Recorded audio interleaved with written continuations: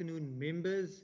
My name is Regan Allen, and I'm the acting chairperson for the Standing Committee on the Premier and Constitutional Matters in the Western Cape Provincial Parliament. Thank you for your attendance here today. This is a briefing as well as a public hearing on the Constitution of the Western Cape First Amendment Bill. I trust that you are all okay on this afternoon. Thank you for being here. It is now 3:09 and we will promptly commence. I will allow members of the committee from my far right to introduce themselves for the record. Good afternoon. Thank you, Chairperson. Chairperson, all members, all guests, the department. My name is Wendy Philander and I'm a member of this committee. Thank you, Acting Chair. My name is Cameron Dugmore. I'm a full member of this committee. Thank you.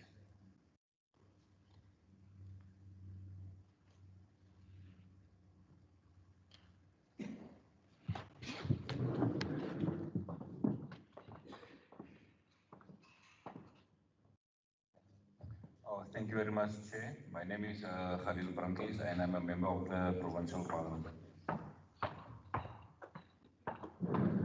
Thanks very much, Chair. Good afternoon to the meeting. My name is Ben Klaiko and I'm a member of the committee. Thank you. Thank you so much, members. To my immediate right, we have Mr. Dustin Davids, our procedural officer, as well as Ms. Lizette Kluter, our senior procedural officer in the Western Cape Provincial Parliament. Like I've indicated, this is a briefing as well as a public hearing on the Constitution of the Western Cape First Amendment Bill. In terms of our committee, and the mandate of the committee is to maintain oversight over the relevant executive authority and its public entities, but then to also, in our fulfillment of our mandate, the committee must facilitate public participation and involvement in the legislative process. So once again, thank you for you being here. We have with us the Department of the Premier, represented by Ms. Williams, as well as the Department of Environmental Affairs and Development Planning, represented by Mr. Mohammed. They will be briefing us in that order today. Thereafter, members will engage, ask questions to the departments. Thereafter, the public hearing will be opened and we will receive input, questions, and further clarity issues regarding what we are discussing today. I trust that all participants and members see that as the way forward and feel that is in order. And without any further ado, I will now call upon Ms. Williams, who will now be presenting on behalf of the Department of the Premier. Thank you for your attendance here today, ma'am.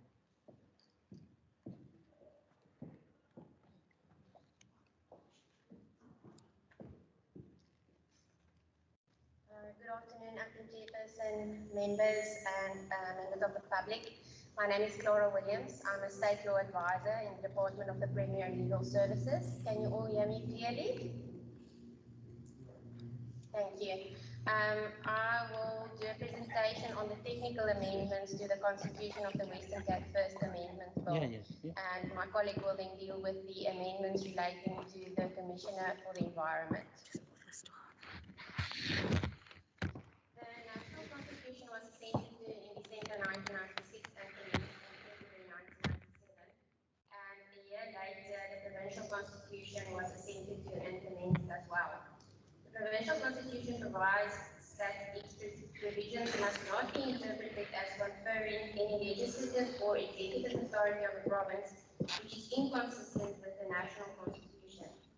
The National Constitution has been amended by no less than 17 Constitution Amendment Acts. An analysis of all these amendment acts was done, and it was found that concomitant amendments to the Provincial Constitution were required. The Constitution of the Western Cape First Amendment Bill aims to, firstly, amend the Provincial Constitution to align it with the amendments that have been effected to the National Constitution, and secondly, repeal the provisions dealing with the Commissioner for the Environment. The proposed technical amendments to the provincial constitution will align it with the relevant amendments to the national constitution to avoid inconsistencies and difficulties with interpretation. This slide indicates which sections of the provincial constitution are proposed to be amended and what the national constitution equivalents are. The amendments relate to the membership of the provincial parliament, the calling of dates for elections, money bills, interventions by provincial government in municipalities, taxes and loans. In addition, expressions used in the national constitution will be taken over in the provincial constitution and certain phrases in the isiXhosa text will be replaced. The slides that follow compare the wording of the national constitution as amended on the left to the wording of the provincial constitution if the bill is enacted on the right. The proposed amendment to section 15 of the provincial constitution will align it with section 106 of the national constitution and will result in a person losing membership of the provincial legislature if he or she ceases to be a member of the political party that nominated him or her as a member of the legislature. Section 106 of the national constitution was amended in 2003 and again in 2009. The proposed amendment to section 17 of the provincial constitution will align it with section 108 of the national constitution. It provides that a proclamation calling and setting dates for an election may be issued before or after the expiry of the term of the provincial legislature. Section 108 of the national constitution was amended in 1999. The proposed amendment to section 30 of the provincial constitution will align it with section 120 of the national constitution by extending the definition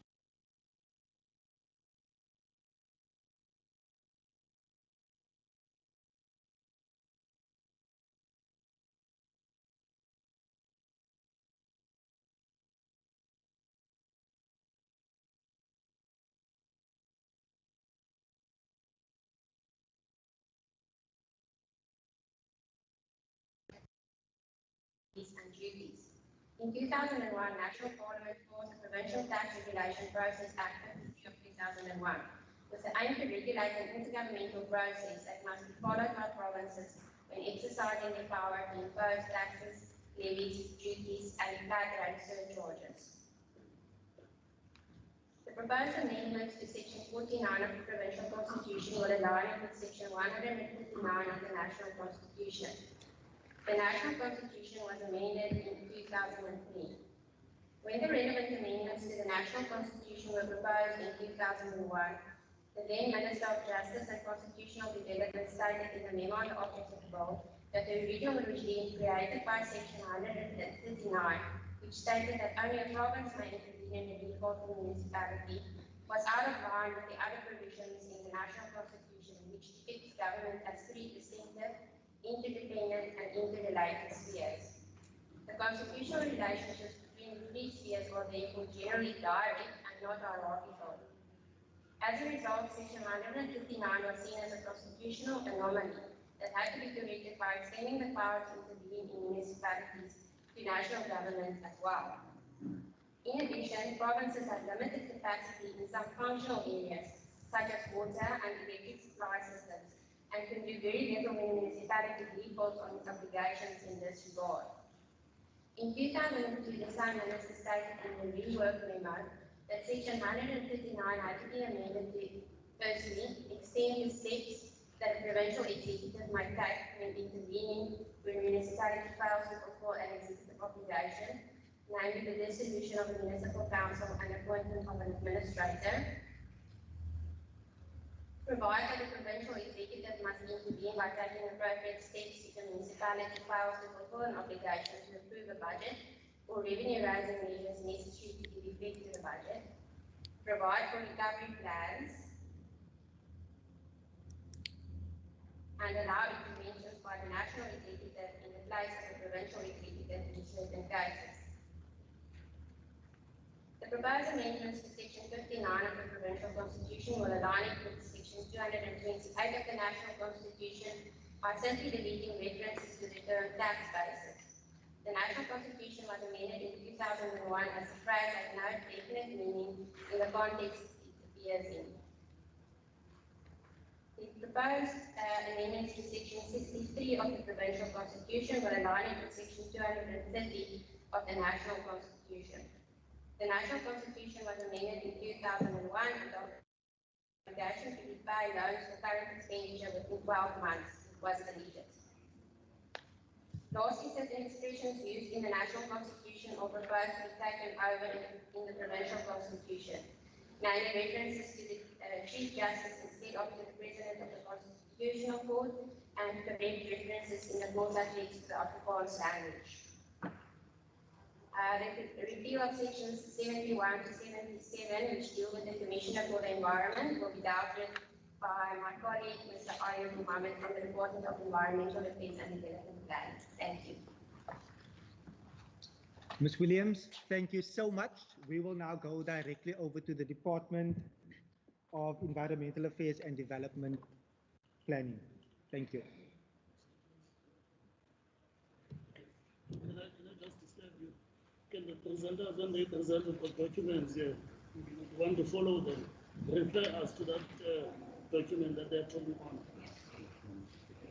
Thank you so much. Yes, our request for the presenter, once we're on a certain slide, if you are able to just indicate you are now on slide 1, 2, 3, etc. It might make it easier.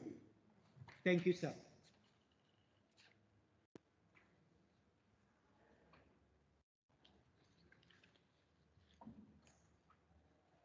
Okay, good afternoon. Good afternoon. Just a point to note that the slides that has been issued is not exactly the slides that I'm going to present. The presented slides is a shortened version of the presentation. But the main stuff is included in terms of what we have in front. Okay, so this presentation deals with amendments with amendment law, dealing with the repeal of the Commission for the Environment. The presentation covers the following. You can see it follows so it covers the background and the status of the Commission, the history of the amendment processes followed to date, the functions and the duties of the Commission from the Constitution of the Western Cape, the response to the duties and functions in the context of the prevailing legislative regime, what the Commission will cost, and in conclusion. So just in terms of the background and the status of the Commission. Section 71 of the Provincial Constitution establishes the Commission for the Environment. Section 72 to 77 deal with the powers and functions of the Commission and related aspects. The Commission is binding on the provincial legislature and the executive unless and until the relevant sections are repealed. The Provincial Constitution may however be amended if it is determined that the Commission is no longer desirable. The Department of Environmental Affairs and Development Plan is of the opinion that it is undesirable for the following reasons. It is a duplication of roles and responsibilities, it will consume skills and resources, and it will not address any governance gaps. Now I'm going to deal with the history, and it's a shortened version of the history that we have in front of you, so you've got more details that you can find. In 2001, a draft bill for the Commission for the Environment was produced that included an organizational design, a definition of the term environment, which was the same as that included in the National Environmental Management Plan. It also defined the term environmental administration as any act or mission or decision by an organ of state which significantly affects the environment in an adverse manner. In 2009, an external legal opinion was obtained on the desirability of appointing a commission. It confirmed the legislative reforms that occurred, and we'll refer to that legislation later. However, it also indicated that an amendment to the Constitution should not be taken lightly, and that consideration should be given to amend the Constitution to appoint a commission when it is appropriate or desirable, but didn't give you guidance on when how to determine appropriateness or desirable. When it is desired. So since 2010, the amendment of the Western Cape Constitution proceeded on that basis. However, in 2015, further analysis confirmed that duplication still exists, and that bill was withdrawn. In 2019, the 5th Provincial Parliament of the Western Cape dissolved, and that bill lapsed. So the Commissioner for the Environment has never been appointed. And the current provincial parliament is sitting in front of you has reintroduced the bill for the provision to repeal in section 79 to 77. And that's what we need to discuss. So turning to the functions and the duties. So I'm now on section 3 of the presentation, which you have in front of you. Slide number 22 onwards. Okay. According to the Constitution, there is a Provincial Commission for the Environment who must monitor urban and rural development which may impact on the environment, investigate complaints in respect of environment administration, and recommend a course of action, a course of conduct action to any provincial or state or municipality whose activities have been investigated. The Commissioner must also act in accordance with the principles of cooperative governance and intergovernmental relations. And the Commissioner has additional powers and functions as may be provided in provincial legislation. Now, please note that there is no provincial legislation in place at the moment. Now, where the Commission has made recommendations to a provincial organ of state, that organ of state must report to the Commission on its actions within the reasonable time. And the Commissioner must monitor the implementation of its recommendations by provincial organs of state. The Commissioner is required to report annually to the provincial parliament. It must also submit its recommendations to the provincial parliament and can report to the provincial parliament at any other time. Who appoints the Commissioner? The Premier appoints the Commissioner nominated by a committee of parliament, which parliament has run the process. That nomination must be supported by a 60% vote of the provincial parliament. But civil society must also be involved in that nomination process.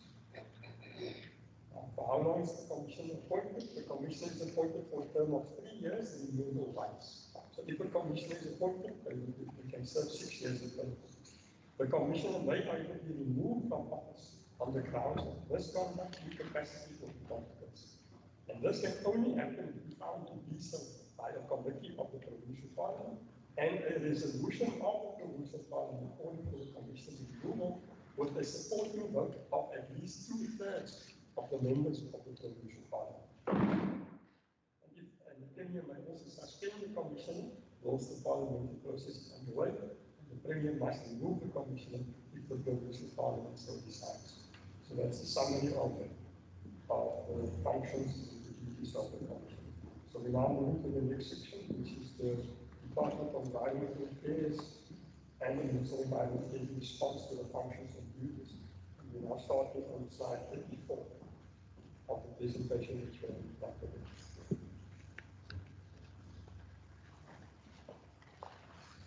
Since 1998, numerous laws, along with extensive subordinate legislation aimed at integrated environmental management and governance, spatial and land use planning, urban and rural development, and intergovernmental coordination and administrative oversight has been by both provincial and national government. So there is an overlap and duplication of roles and functions of the Commission as provided for in the suite of national and provincial legislation. Having a look at that slide, you see the first block in the middle, pre-1997, before the Constitution what came up, the recent Constitution in 1998. There were limited laws relating to the environment, as can be seen on that slide. Since 1998, numerous statutes related to the environment have been promulgated, most notably the National Environmental Management Act and the ensuing-specific Environmental Management Act, such as the Protected Areas Act, the Biodiversity Act, the Air Quality Act, the Integrated Coastal Management Act, the Waste Management Act, etc. Under planning legislation, the Spatial Planning and Land Use Management Act and the Western Cape Land Use Planning has been enacted. And in terms of governance, there is the Public Protector Act, the Promotion of Access to Information Act, and the Promotion of Administrative Justice. In the pipeline, there's also draft legislation, such as the National Environmental Management Amendment Law, the draft Western Cape Biodiversity Law, the Protection and Development of the Cultural Resources Law, and the draft Integrated Planning Framework Law. And then there's also a range of policies governing the environment as shown. So despite the comprehensive document is a comprehensive suite of legislation that deals with the environment and planning related to the functions of the Commission. In terms of the Provincial Commission for the Environment, it is our opinion that this function is currently catered as follows in the NEMA and the Specific Environmental Management Act, which establishes various order and structures to coordinate and promote integrated environmental management, such as environmental advisory committees, etc. It occurs through different pieces of legislation. Similarly, the National Water Act creates catchment management agencies, water user associations, and water tribunals, while the Spatial Planning and Land Use Management Act creates municipal planning tribunals. The Land Use Planning Act of the province requires the provincial minister to monitor, amongst other things, urban and rural development and the protection of biodiversity. And that is item which is listed in the Constitution that the Commissioner was supposed to have. In terms of that, the Commissioner must ensure the conservation of environment in the Western Cape and give attention to the need to balance the goals of environmental conservation and sustainable development. This function is currently catered for as follows. NEMA, the National Environmental Management Act, establishes sustainable development principles that is applicable to all organs of state.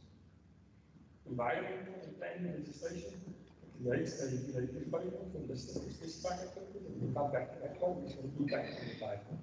NEMA also provides for environmental management frameworks, while planning legislation provides for spatial development frameworks at the regional and provincial level.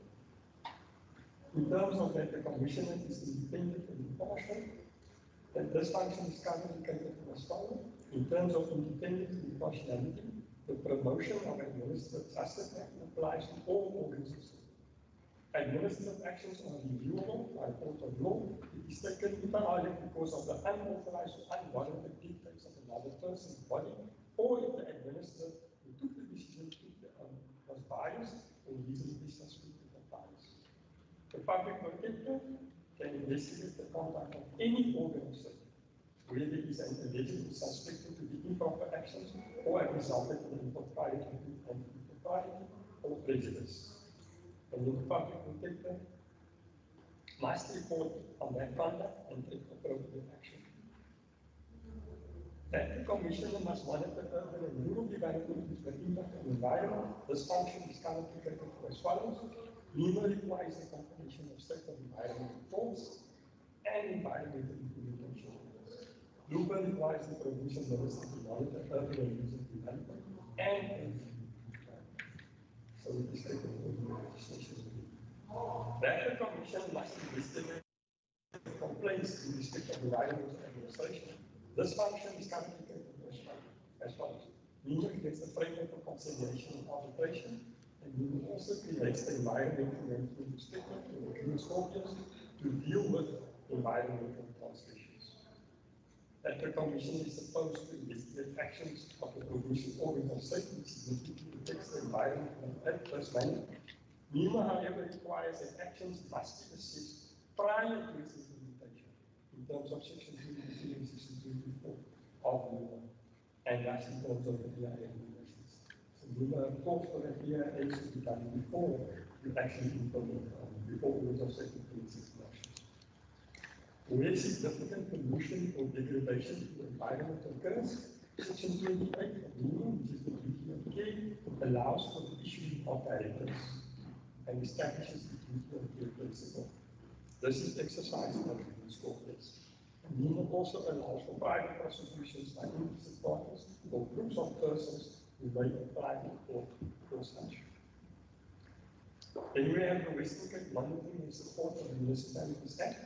Now this empowers the provincial minister of local government to investigate maladministration, fraud, corruption, or any other serious malpractice. And where a municipality cannot or does not perform the statutory obligations. So there is a specific piece of Western Cape legislation that deals with the performance of municipalities.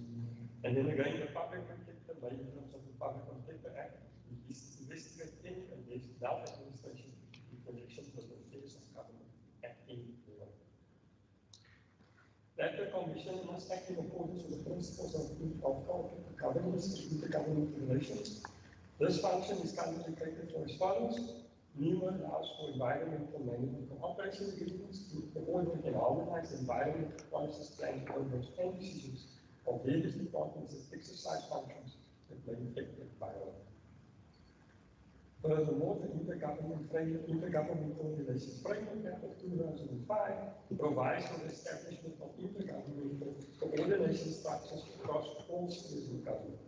And in the environmental sector specifically, there is a movement comprising of the national minister, MECs, municipal exco leaders responsible for the environment, and the SMEs, who some of them already spoke of the environmental SMEs. MINTEC is a MINTEC structure, which is a technical structure comprising of the DG of environmental affairs, the provincial HMDs, municipal officials, and municipal officials in the environment and the services. And then there's a MINTEC structure comprising of working groups, the officials do that work. And furthermore, provincial parliament already exercises oversight in terms of the Public Finance Management Act and oversight over government portfolios assigned to its members and the communities. So that also exists in terms of the provincial parliament. Now, in terms of costing, what will the commission cost? It is important to note that the commissioner has no jurisdiction. So in terms of finance side, before we go to costing, it is important to note that the commissioner has no jurisdiction to investigate any matters which do not constitute a provincial competence, such as water, forestry, fishing, and government function. It is also important to note that competence of the municipal matters is unclear, as there is no important obligation placed on municipalities, even though the commission could investigate the activities of the municipalities. And that's based on the constitutional provision also. So if you go to costing now, what will the commission cost? As I indicated earlier, there was a 2001 organizational design, which was extremely limited in comparison to the Western Cape police ombudsman, now at section 5 of the slides.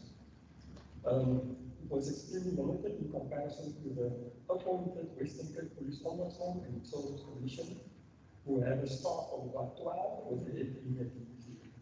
At that stage in 2001, only one DDG was proposed, one assistant director and administration staff. We do not agree with this, and that this will be sufficient if the commission should be appointed. Using the Children's Commission and the police ombudsman as a law, the cost of establishing the commission for the environment amounts to 12 million in year 1, 9.9 in year 2, and 10 million in year 3. And the startup cost of about 3 million is included in the first year of establishment. So in conclusion, this is the final part of the presentation. National and provincial legislation already provide adequately for the protection of the environment. It has adequate reasons. And therefore the filling of the vacancy is not desirable because it would involve an overlap and duplication of the roles and functions already provided for in national and provincial legislation. It will not address the government gaps, and it will consume scarce resources. And then just on the ombudsman functions of the commission is very limited powers. And some of the issues raised during previous consultations are not matters that the commission can do. Those are the matters that were earlier.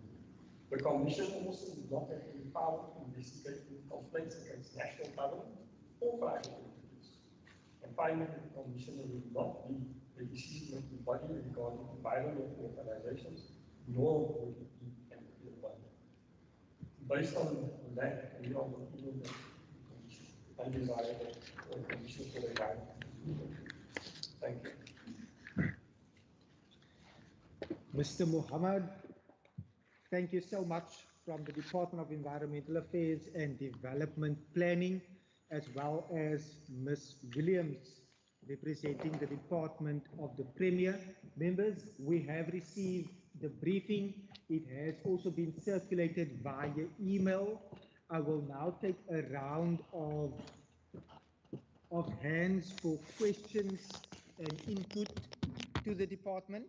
But once again, I would like to inform the members of the public that directly after the members have engaged the departments, we will then open up the public participation process for today, and then I will take a round of questions from members of the public. I will also then provide a list of publications where we have advertised the public hearing for today. I trust you find that in order. I will now look to my right.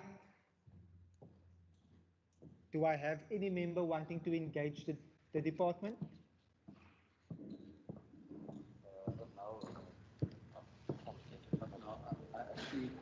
Chairperson, I actually wanted to propose, I respect your ruling, but I wanted to propose if we couldn't first get comments from the public, and if there was then anything that we wanted to add, there might not be anything. Thank you so much. That makes perfect sense, members of the public. We have advertised extensively in the Cape Argus, in the Burger, in the Pukani, in the George Herald, in the Mossel Bay Advertiser, Knysna Plate Herald, and all the mayor's office across the province, as well as in the MMs and the Speaker, the mod centers run by the Department of Cultural Affairs and Sport, 2 song centers, community development workers, and universities. Our public outreach and education unit has also sent out notices to all our stakeholders on their database. We further extended the information to DASA, who is a platform online that has an estimated reach of 1 million stakeholders on their platform. We have advertised extensively, and we do appreciate your attendance here today. It is vital in terms of our fulfillment of our mandate in order to facilitate public participation that's in the best interest of the province and of the residents. So once again, thank you for being here. As indicated by members, we will now open up to the public for any comment, for any question. If there is any point of clarity that you require, I will take a round. Please introduce yourself for the record so that we are able to capture that comments accordingly. And should you wish to name the department, it's either Ms. Williams, the Department of the Premier, or Mr. Mohammed, based on his presentation. You can list their name as well, or between the two of you. If you feel a question is better suited to be answered by either of yourself, please take the liberty in that regard. Do I see any members of the public who would want to raise any question, point of clarity at this time? We are also streaming online, and I will also, via our procedural officer, if there is any member on the MS Teams platform, that will also be indicated to me. I see one hand over here. It's one over here, and then 2 at the back, 3 in front. Just your name, surname, and if you are at liberty to say from which organization, for example. Okay, thank you. My name is Ali, A-L-I. Surname is Jabwaza, G-Y-A-B-A-Z-A. I'm a local guy, I'm a businessman local. My question is, can we get firstly the slide 4, I think section 30, subsection 2, 3 of the Constitution, Provincial Constitution? Mr. Ali, was that in the first presentation or the second presentation? The second one dealt with the money bill. The amendment on the money bill. The second one dealt with the environment, not that one. So it's Ms. Williams, the first one. Is that Claudia Williams? Yes. You see, the context of my question is the following. Our provincial government is coming to us to say to us that we want to amend the constitution on certain clauses of the constitution. And the first test, the a test of consultation. The first one is that we must check whether have you done certain things that were mandated to by the Constitution or not. I'm going to use the same test for even for the second part, the environment one. Then the second part, I want to hear from you whether having affected the implementation on that mandate of the Constitution, what has been the experience? Has it been a failure that necessitates that you want the repeal or amendment? Or have you felt that there were weaknesses that you would want to strengthen or boost up that function? That's the second test. The third test is to check what is the benefit, and the benefit towards the communities of the Western Cape. Is that benefit adverse, or is positive on them? The last test will be the cost. That's the last test. Now, unfortunately, my eyes are not good, so I'm just going to pose this question. I think what's happening is that in terms of Section 30, subsection 2.3, I think it says that the Provincial Act must provide for procedure by which a provincial parliament may amend money bill. Now the question is there any provincial law in that constitution since 1997, a provincial law that you put in place? If not, why there's no provincial law to that effect, Because you see, because we want to check, what is the effectiveness, of the province, to effect and advance, the interest of the public with the Constitution. So my question is there any provincial law to this effect? Because it says you must establish a procedure. The provincial parliament must provide a procedure by which you can amend the money bill. As you come to us now, since 1997, has there been any procedure in place by which you can do that? That's the first question.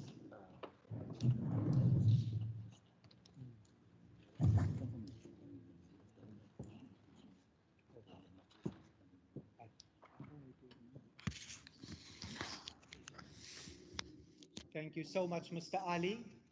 Number 2 at the back.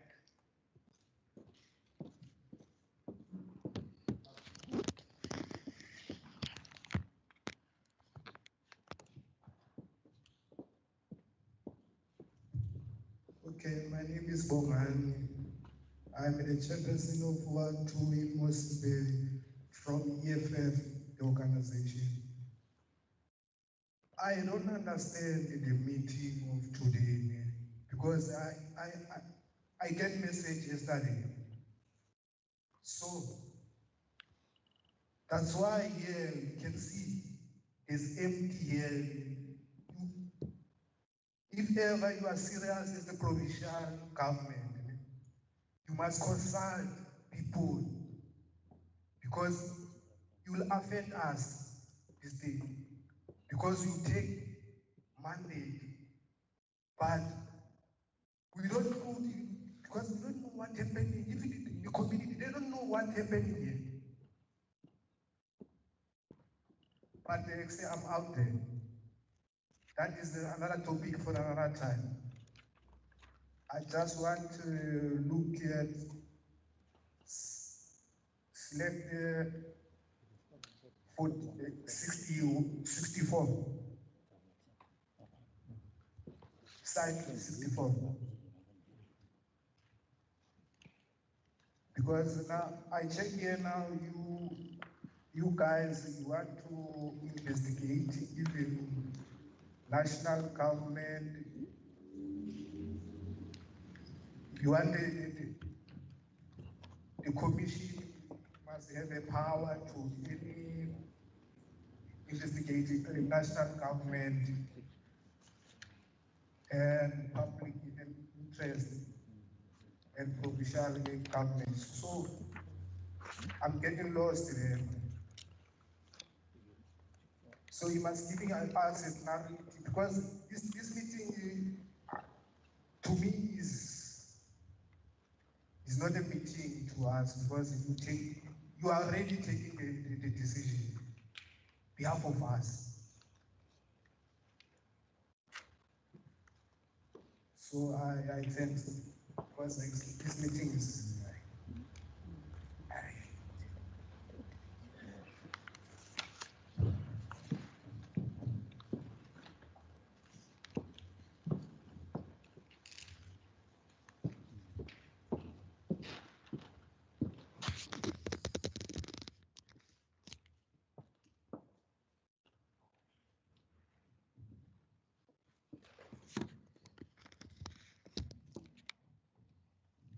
Thank you, Jane.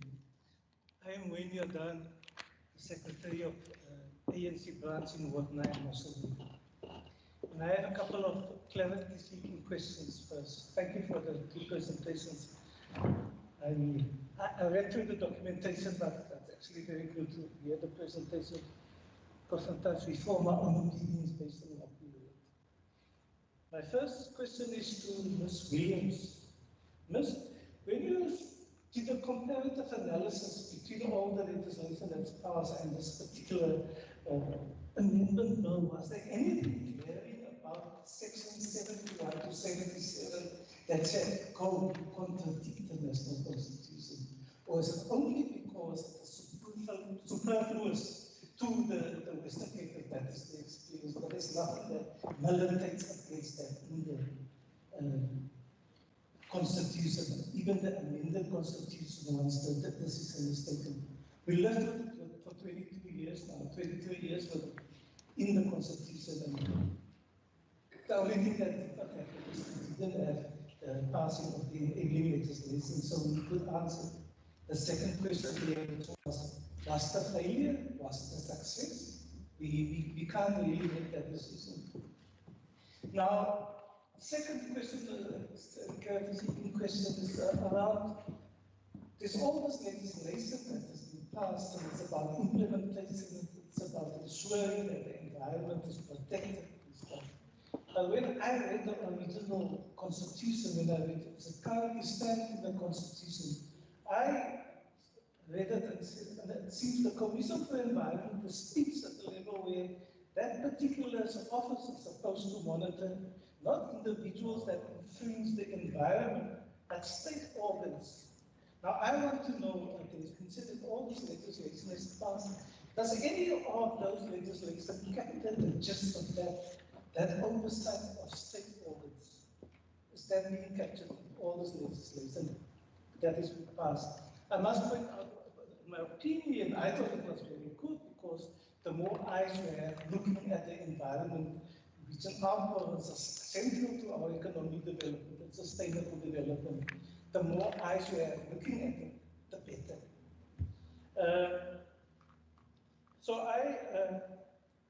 The last question is about the system. There's a question here as that the systems are already been taken. When I heard 2/3 of the House must pass, so it's not like you come and you listen to us and then you say, the system is passed already. Can you just clarify for me what happens from now onwards? Thank you. And that the chairperson can answer. Thank you. Thank you so much. Is there any other member from the public? I trust that the departments have captured some of the questions already. Is there any other member from the public? To address the issue that this is the first step in terms of the briefing that we have received, we are undertaking public hearings not only in this region, but in other regions in the province as well. And then the committee will then conclude and continue with its business before we then decide on the way forward in this regard. So it is an ongoing process. In terms of the public participation process, it is a context where COVID is real, where we have extensively advertised across media publications. We have sent out media statements, even heading here towards this public hearing.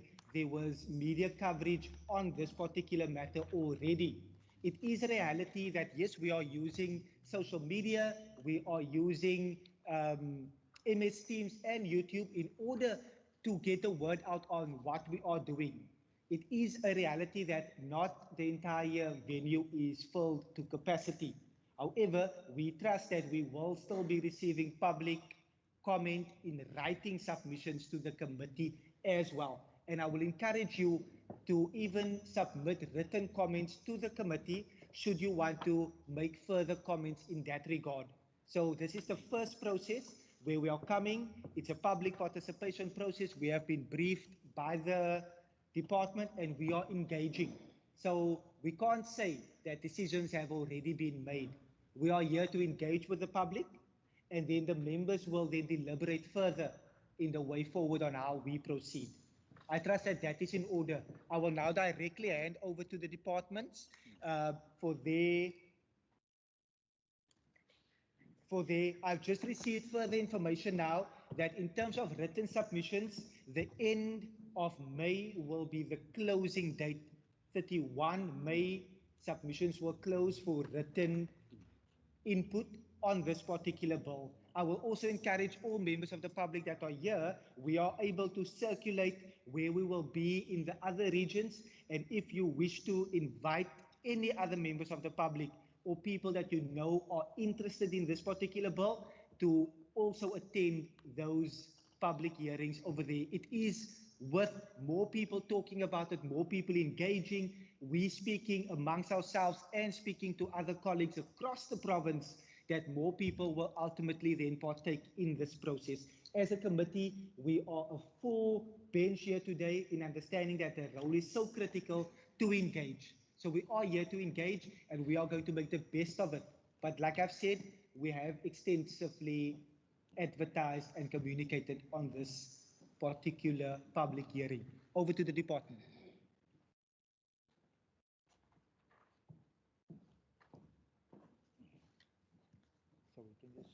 Thank you very much, Chairperson. Thank you, members of the public, for your questions. I will start with Mr. Javaza's questions. Your question related to the amendment or proposed amendment to Section 30 of the Provincial Constitution. So on the left-hand side, you will see the wording in Section 120 of the National Constitution. When the Provincial Constitution was drafted and passed in 1997, it was a year after the National Constitution commenced. And at that point in time, the wording in the Provincial Constitution was, in most provisions, identical to the wording in the National Constitution. But since then, 18 or 17 amendments have been passed to the National Constitution.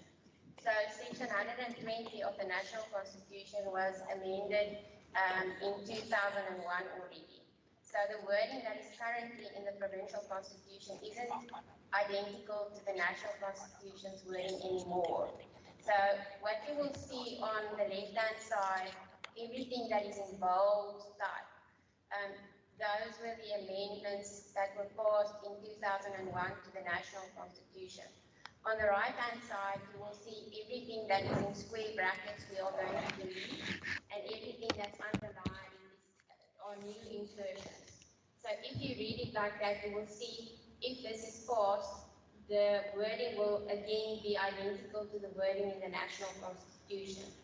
So the National Constitution says that if there is a provincial constitution, it must be aligned to the National Constitution. And at this point in time, the Provincial Constitution has never been amended since it has been passed. So like I said, the National Constitution has been amended 17 times already. So we need to update our Provincial Constitution now to align the wording again with the National Constitution. So already from 2001, the wording in the National Constitution looked like it looks there on the left-hand side. Your second question was with regards to Section 30. At this point in time, it's Section 30 sub 2. It will become 30 sub 3, which says a provincial act must provide for a procedure by which the provincial parliament may amend a money bill. There is no provincial act doing this at this point in time. Our interpretation of that subsection is that if there should be a procedure by which the provincial parliament may amend the money bill, it should be by a provincial act. But there is no provincial act like that at this point in time. As far as I know, there has not been a need for such a provincial act.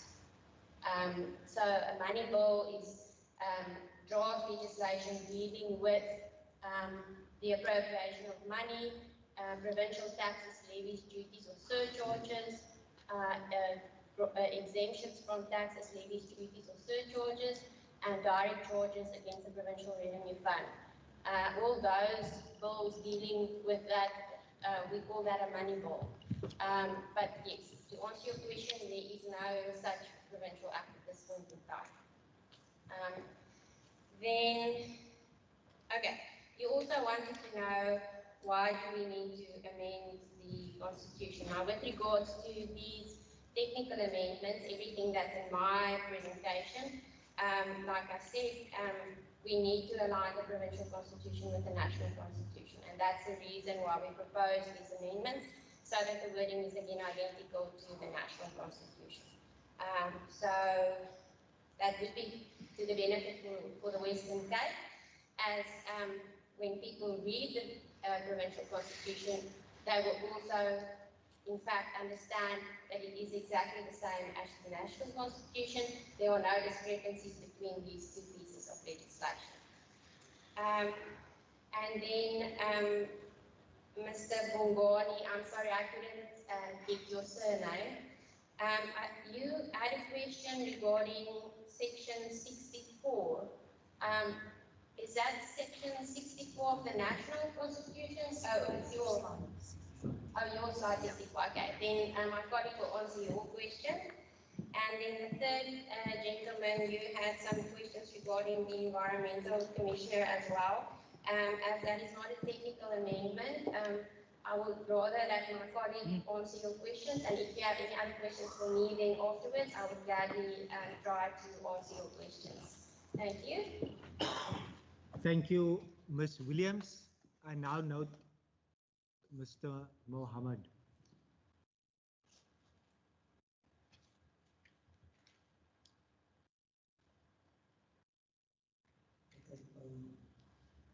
Thanks.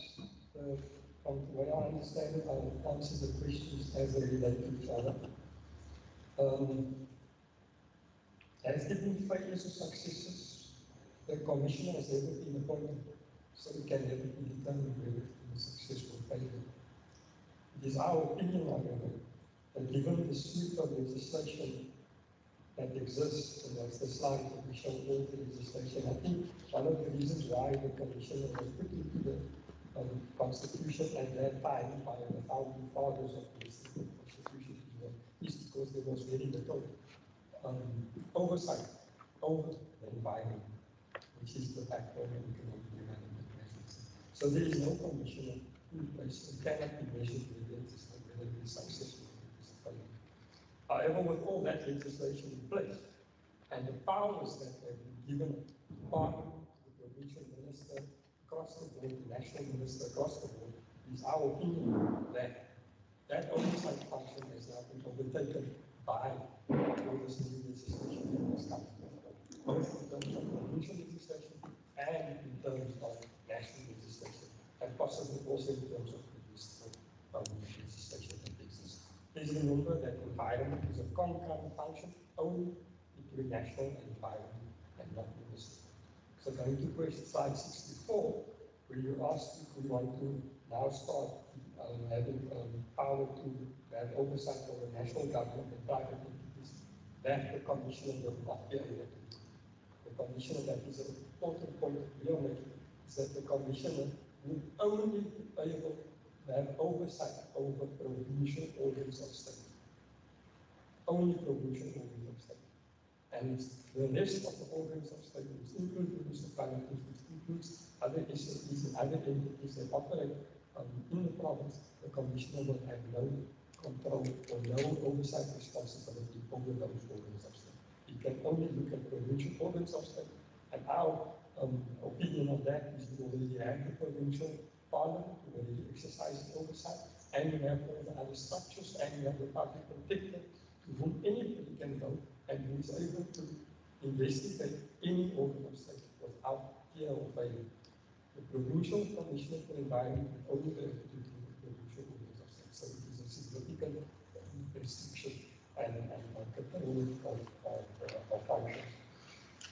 So then in terms of whether it was, I thought it was the one point whether in terms of the constitutional analysis that indicated that 71 to 77 is inconsistent.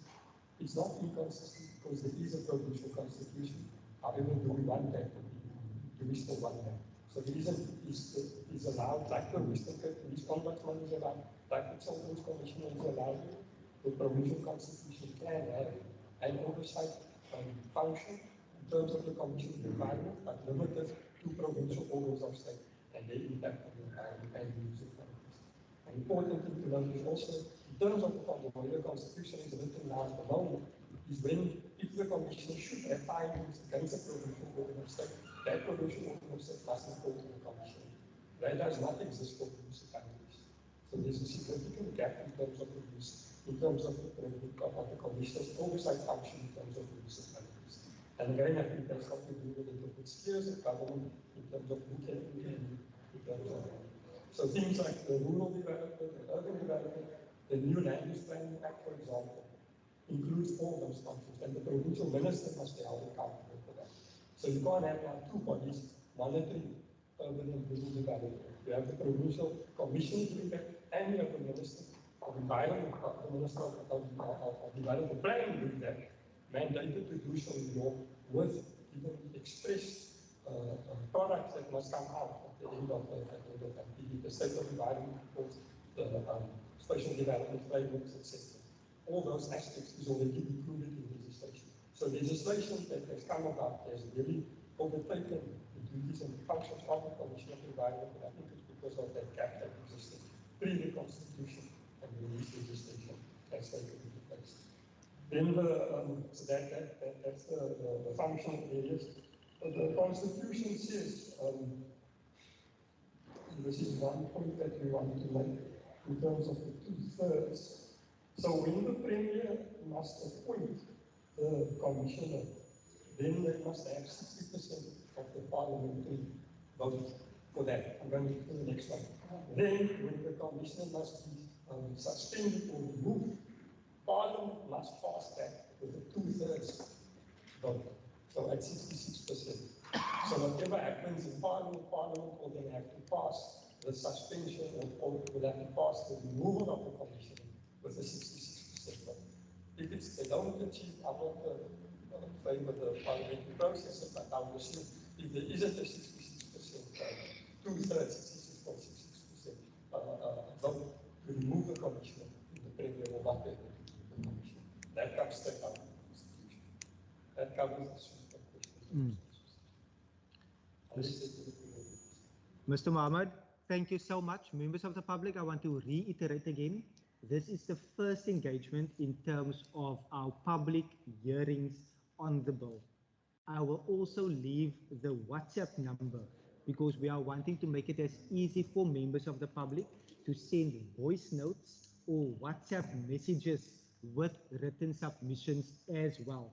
We will be going to George and to Saldanha as well as in the city of Cape Town, and written submissions will remain open until the end of May 2021. We are encouraging as many people to submit their written comments. We are also doing the entire public hearings via what we call a hybrid system, where it is online as well as in person, where it is streamed on YouTube as well as MS Teams, and members of the public, those with comorbidities that is not wanting to be out, can still partake within the public hearing. And I trust that you all find that in order. We will do another round of questions, and I see Mr. Ali Diabaza, Mr. Ali Diabaza, and do I have anyone else? I see you, sir. Mr. Jordan, do I see anyone else? So in that order. Thank you, sir. Thanks. I want to go back to my question. We still have a lot of questions to engage on. I hope Jonathan is not saying that because they don't want us to meaningfully engage. This is public participation. We are here to engage. I've just posed one question. I've got a volume of questions that I'm going to engage on. I'm going back to my question now. 30 subsection 2.3. I'm going back to that question. That was not my question. My question, I'm not per se focusing on those amendments that they are bringing to us. I went to the Constitution. I discovered that it says that the Provincial Act must provide for a procedure by which the Provincial Parliament may amend the money bill. Now, we elect, when we vote, I get two ballot papers. I elect the provincial, I give a vote for that, I give a vote for national. You're then going to have a parliament, that has those political parties. Now, there's going to be a party that will win those elections, and that party will then be able to elect the premier. And then have the executive, the MSs. However, those members of parliament who are there, all of them have constituencies. They need to have an input and power in deciding on the appropriation of money in parliament. That's key. Because you've got a constituency itself. Once there's a research, you must go back to your constituency. You are deciding there on provincial surcharges or taxes and all of that. We want to know what is your involvement in deciding on the budget of the provincial government. You can't tell us that you are in opposition, therefore you will not vote. No. We have given you power, even if that power is 5%. But you have been given power. So my question, the Constitution says there must be an enabling legislation, an act that provides a procedure by which the provincial government may amend money bill. Now, we are more interested to find out, because we're concerned about socio-economic situation in the Western Cape. We want to see a provincial budget that benefits people, on equitable basis. So my question is there that legislation, is there that enabling procedure or act that will ensure that the numbers that are there are able to have power to amend that budget? You can't have a budget that you discuss in a caucus. You come to a committee or, an executive, you just have to vote. You don't do that. Our democracy is not based on that. It is based on the will of the people. If the will of the people is saying, ANC, you've got 20% this term, that's the will of the people. Go or whatever, EFF, you've got this, or another party, you understand the point? So my question still stands. I'm not yet at other questions. Do we have that legislation? If not, why? How do you upload this budget? How do you govern the Western Cape? Do you have a winner takes all party? Or what's going on? That's what I want to know. I want to engage on that one. That's my first point. Thank you so much, Mr. Diabaza. I see Mr. Jordan.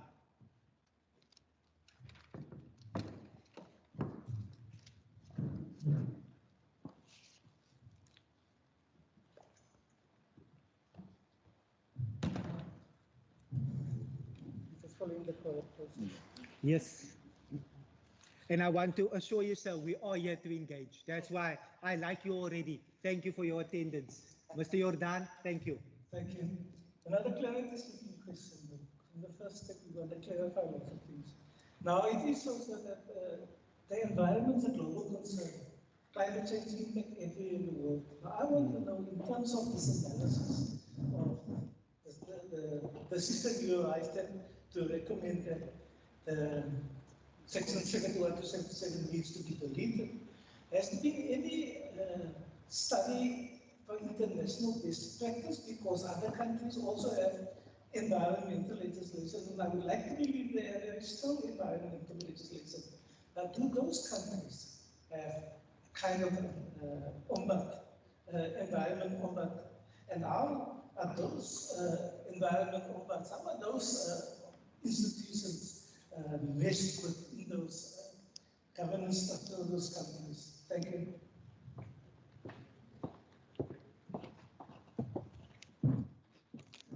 Thank you so much, Mr. Jordan. Just to double check, before the department's reply, is there anyone else at this juncture? You can have another bite at itself. Can I, because I have a question on that one. Perhaps I thought I'll engage later on, maybe. No follow up in that regard, and then you would have enough to reply on. Thank you. I know you are highly capable. I see you, sir. Okay, it's Ali Kabaza again. You see, we're coming. Maybe we're saying the Cold War. The Cold War after the fall of the Soviet Union, the Eastern Bloc, we had two superpowers, so that, and those who have studied politics will know. So one of them, then we had the unipolar, power in the world. The next war, I saw which these leaders of the province are here. The next war, we saw it now with the vaccine. The Cold War that we're in now is apartheid vaccine. That's what our president call it. In fact, the next war is going to be on the meager resources in the world: water, biodiversity, ecosystem, coastline. That's the next war. I'm shocked that our provincial government can have a constitution that say appoint this commission. This commissioner has to perform the following functions. You say, I'm born in this town. I know the Southern Cape. I'll tell you, we need this commissioner. There's just no way you can tell us about the legal opinion on desirability of this commissioner or not. The test is still the same. It was in the Constitution. What did you do? Why you never implemented that? Because the argument presented by the department is flawed. Let me give you an example. Let's take housing, for instance. Housing, you've got municipalities that are involved in housing, with the provincial government. That's getting funding, some of the funding from national government. You've got a national minister that's involved. You've got a provincial NEC. I don't call them ministers, NECs. Yes. Then you've got a municipality that has a department. In fact, government has just approved the district model. I think district council are also going to be given that function, of housing.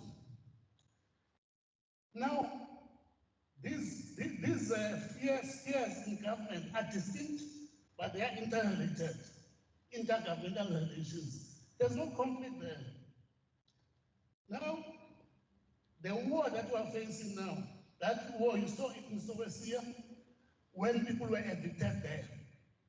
It was about, who are the owners of that land, of that coastline?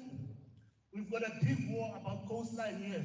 The points of the coastline from Brede River to Pito. There's a war. We've got war here about developments that destroyed our ecosystem. There's a third war. We've got war here about developments that are just after wealth, but the public interest is not catered for. That's the fourth war. Recently, we had fires in Neisner, an inferno in Neisner. We just had an inferno in Cape Town. A few years ago, we had no water here. You can see that environment is the most important thing for the survival of human beings. The thing you should be telling us is that those functions that are there are weak and limited. They should be consulting us and saying to us, What is it that you foresee this commissioner should be doing? But don't take it away. We need that. We do have a commissioner, I'm sure, in the Western Cape for children. We do have that. We do have other agencies nationally that works on that. We do have a public protector, of course.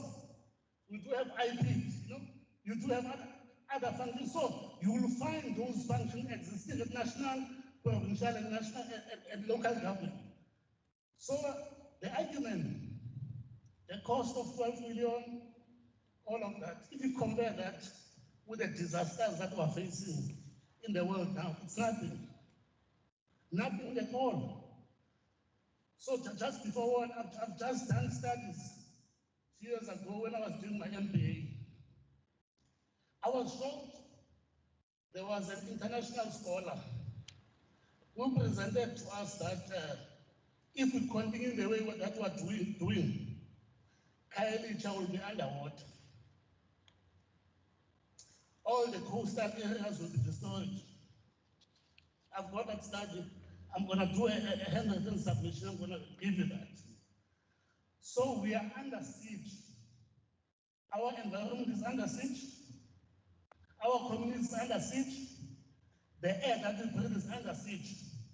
Our coastal line is under siege. The marine line is under siege. Let me talk about the EAI, you know, the Environmental Impact Assessment Studies, and all the authorizations and approval. You see, that is bias. It's not, these authorizations are not approved, you know, in terms of public interest. No, it's more economic benefit. That element of the environment is ignored. We need a commissioner here that's going to be eyes and ears of the public in terms of protecting the environment. That's what we need. You can't tell us, provincial government, that it's not working. You never started to do it. How can you say it's not working? How can you say it's a duplication? You never put it into a test. So my view is that, no, this is a non-starter. Don't tell us about this one. Tell us what functions you think must be there, you know, to empower this station. Thank you so much. It is very exciting, members, to be in Mossel Bay. That was just recently voted by Africa Ratings as the best run municipality. So I'm happy to be here, sir. I'm next to Khayelitsha and Mitchell's Plain. So I'm aware of that, sir. I'm going to note the department. We are here to engage and we value the input. We are here until 5 o'clock as per the notice that was sent out. And I'm mindful of officials that is with us. The members would want to stay here until 10 o'clock tonight, but we do have officials with us. So I'm going to take the next round and I'm going to limit it, even though I am enjoying the engagement and listening to you. Like I've said, this is a process. There's public hearings that is happening all across the province. It will, all the submissions will then be formulated and the committee will then deliberate on those submissions. So I'm delighted that we will be receiving written submissions from you, sir. Mr. Jordan, you wanted to add before the department? No, I'm waiting for the response. So are you still comfortable? So I will now see Mr. Mohammed and then Ms. Williams.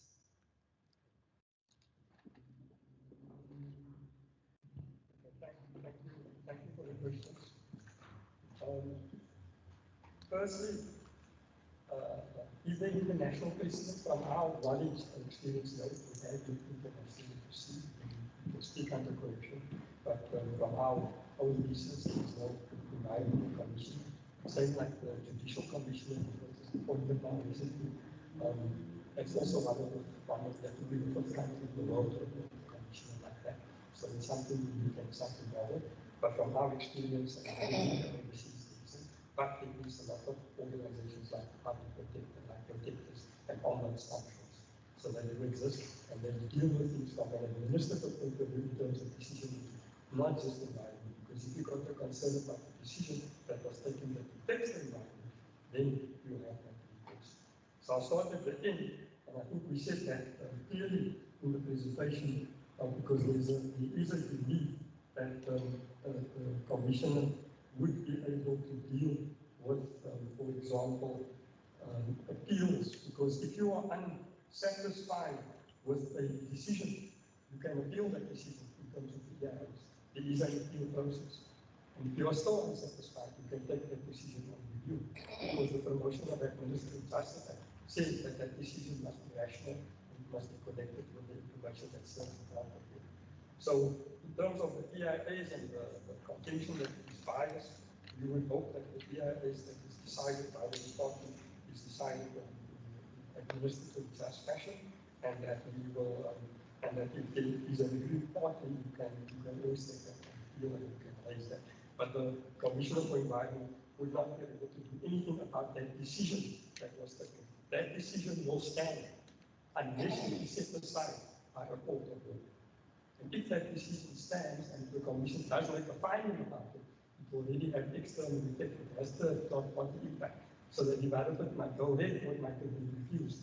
So the Commission would not be able to do anything about that decision. They can issue an opinion, but they will not be able to do anything about that. There was court cases, there's one in the recent past nationally about what is the power of the public protector in terms of the decision. So that there is that. In terms of can I get the last part?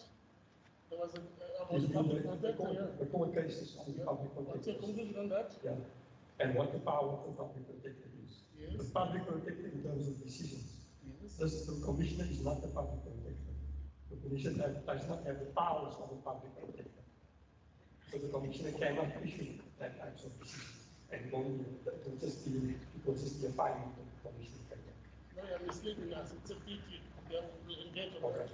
Then in terms of the spheres and whether they are distinct and interrelated, yeah, I just want to, while we look at the presentation and specifically in terms of the Coastal Management Act, for example,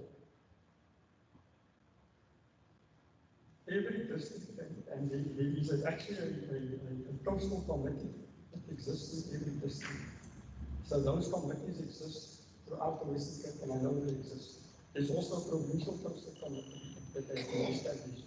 So there are bodies, at least these concerns, which you feel brought about by the National Integrated Coastal Management Act. Say like the fire associations, say like some of the other air quality forums that exist within municipalities, these waste management forums. These bodies exist and exist at the lowest level, from the municipal level upwards. So the national legislation was actually put that in place. So there are structures that already exist that can be participation by members of the public and by officials. In terms of housing, I'm not sure how the housing sector will relate to this unless it's related to an environmental decision or related to something. But we also, the environmental legislation is not set up like housing legislation. That there's a national minister that is in the municipality. Environment is a concurrent function only with the national balance. So I'm not sure how that would impact on the environmental commission in terms of its operations. So we hear what has been said and we hear the concerns that has been raised. On the question of the manual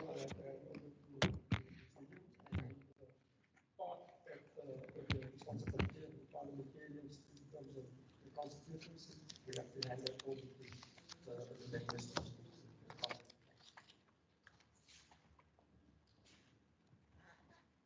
Thank you, Mr. Jabada, for your follow-up question.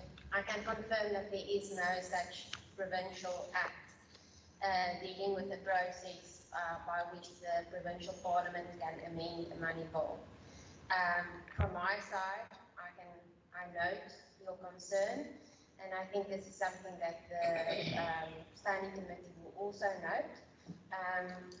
So I am here to explain the technical amendments to the Constitution. The Constitution already has that provision in, saying that such a procedure should be in terms of the Provincial Act. So I cannot answer your question why there is no such act. I can only confirm that there is none at this point in time, and I note your concern, and I will take it back to my department as well. Thank you. I'm getting even more excited because some of the comments that are coming out of the public hearing is also matters that are being discussed in the provincial parliament regarding the money bills. So I can definitely even leave the contact details for the finance chair with you, who is dealing with something in that regard that you are referring to. But ladies and gentlemen, members of the public, like I've stated, I'm willing to stay here until 10 o'clock, but I am aware of time for officials. We have 30 minutes remaining. I'll take another round of input questions, and by 10 to, I would want to wrap up, members, so that we can share the information again with regard to submissions, numbers, and where, but we are looking forward to the rest of our public participation processes across the province. I will first note number one. I saw someone's hand here, number one, and then number two. Is there any other hand? Input, question? Okay, in that order. Thank you, sir. Just your name and organization or stakeholder that you represent. Good evening, everyone. I'm Dumisan. From Masabri.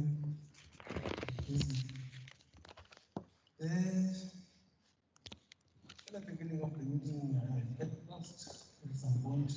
Was a lot of activities that we have just been, and I couldn't follow correctly the presentation because I just heard this thing right today that is this effective.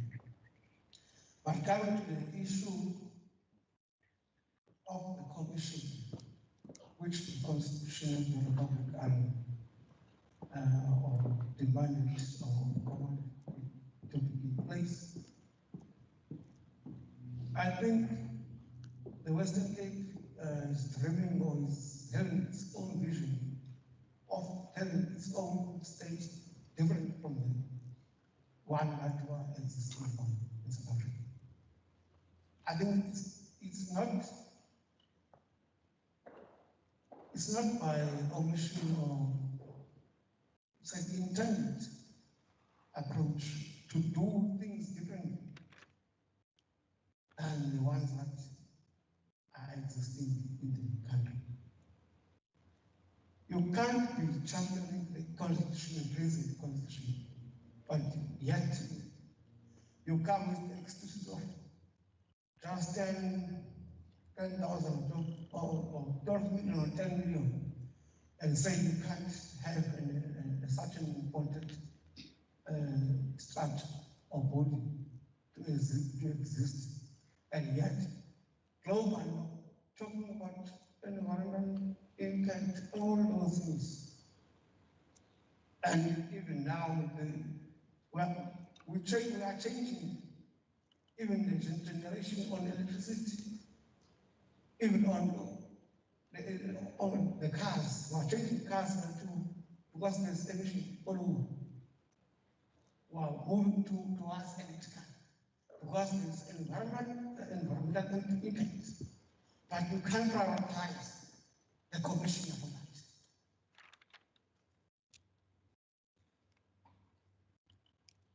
I want to state clearly that we need that.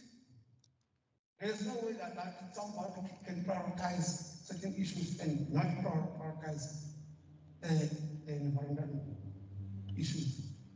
If the environment is attacked and is serious threat, you can't just ignore and even try to create some documents in order to rubbish that thing and remove it in the province.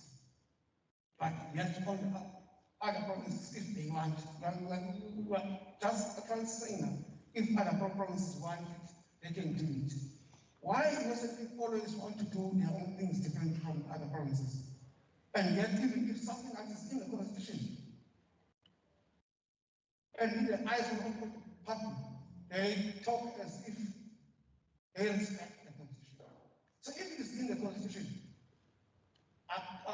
there is a word in Latin, ignorantia actus. Ignorance of the law is not an excuse. They must implement what the Constitution is telling them to do. They mustn't come up with this thing of saying there are 17 or whatever number of changes in the Constitution. Why they waited? Why didn't they move with the national Constitution as changes happened?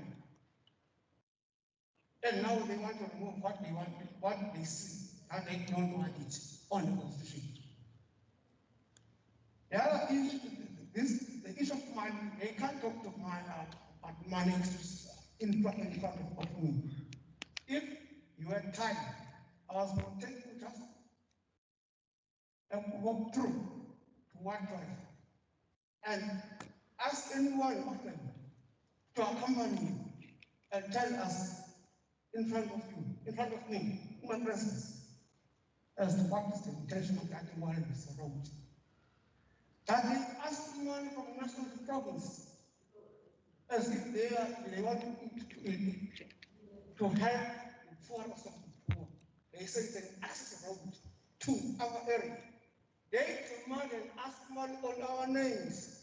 If they can give a serious investigation of fraud and corruption, yeah, it must be that we are claiming that it has been praised as the best. They are best what? There is a road currently that has been requested for money from years, for years. Just when they asked the school to cut the Tiamlanda school covering Dagmo.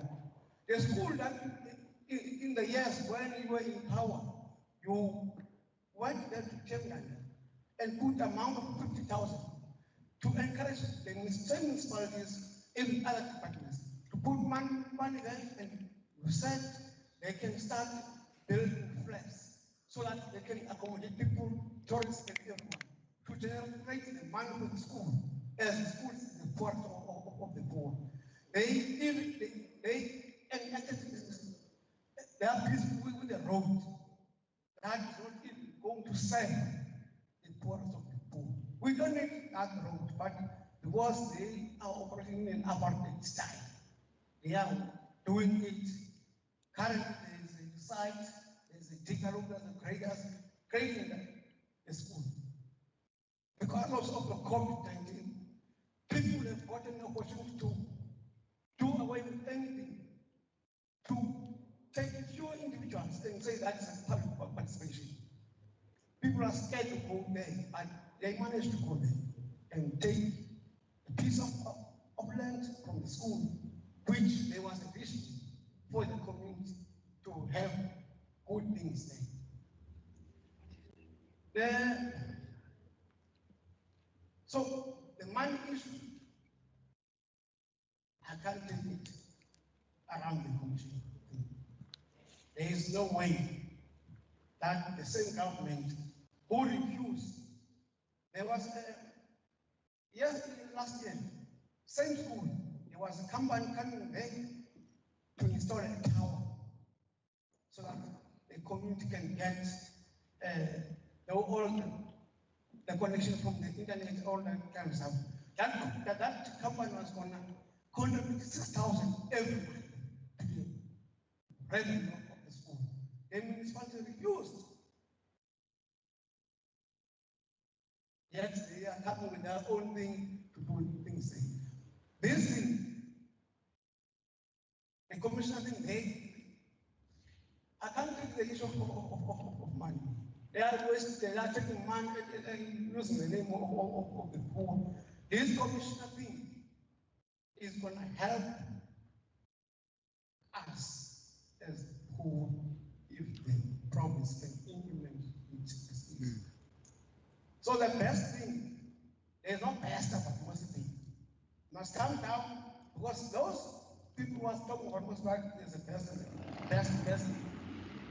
Maybe they go to the rich areas. Maybe they get information from the dark corners here.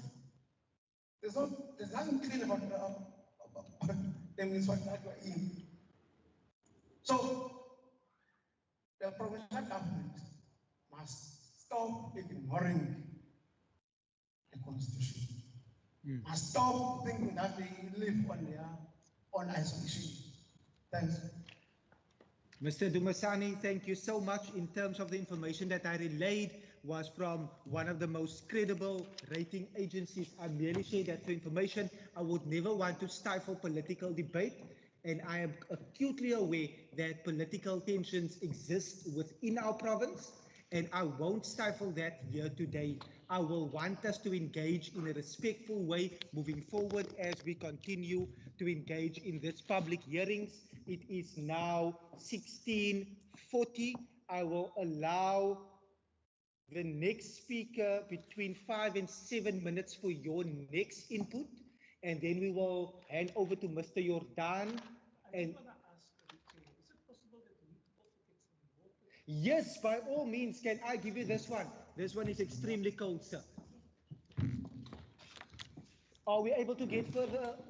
Thank you so much.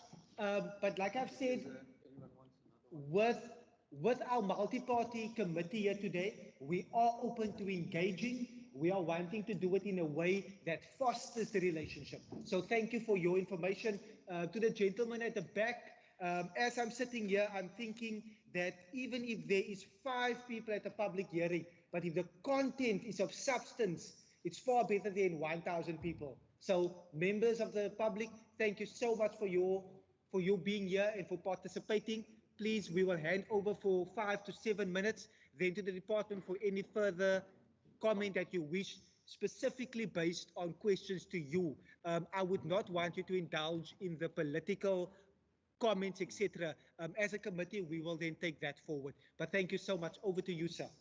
Okay, the first point about the enabling procedure legislation, thanks for that admission. That one we're going to follow up. I want to go to Mr. Mohammed now, the next one. Mr. Mohammed, with due respect, I think we are missing the point. Let's talk to the committee. Committee, our people are not protected out there. Fortunately, I'm one of the people who participates in this stakeholders engagement for authorization. I participate, they advertise, I put my name. I go to consultation meetings. I submit written, objections. I can tell you after that, you don't hear anything. The exact things you want about, are not considered. The approval is given.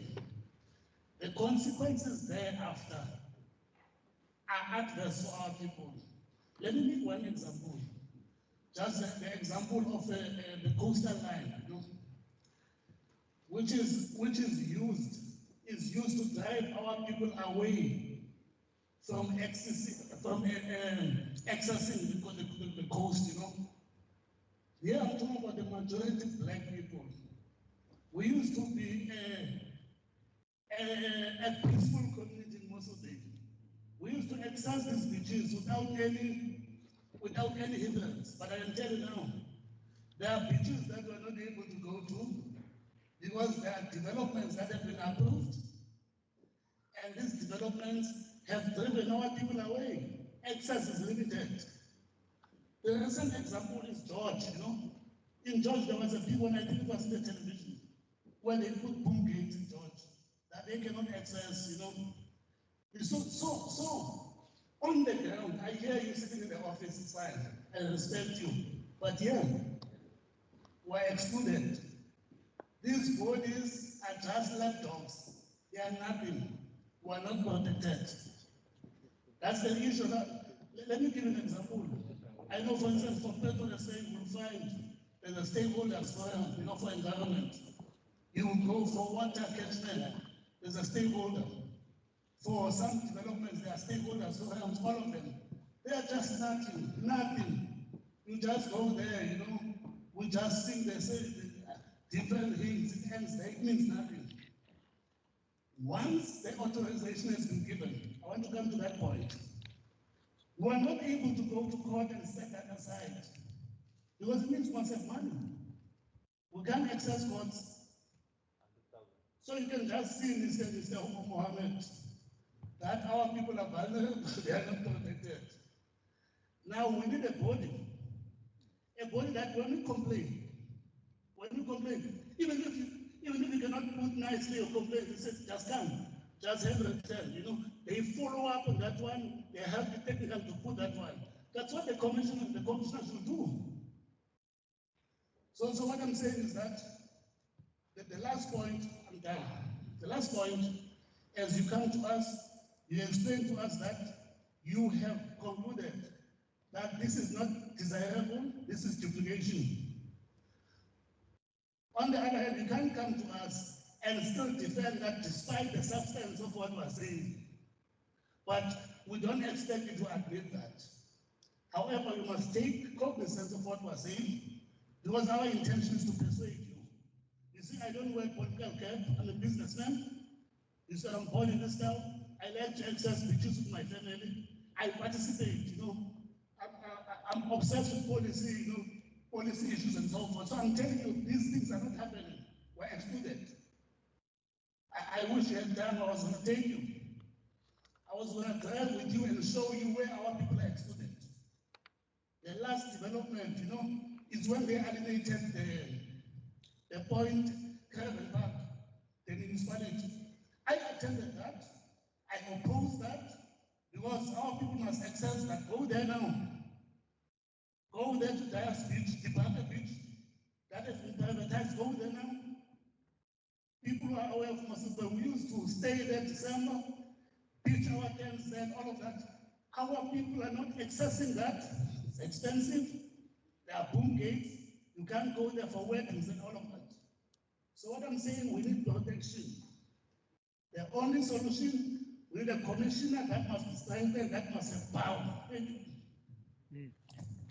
Thank you so much. Members of the public, it is now 16:46. The notice was for 3 until 5. I'm going to hand over to the departments. If there's any concluding remarks that you would want to make, or are you covered? You are covered, because I can then wrap it up as well, Mr. Mohammed. We are covered because there's no, we take note of the issues that we raised. But the one thing that just on is the Western Cape is different. It is only in the Western Cape Provincial Constitution.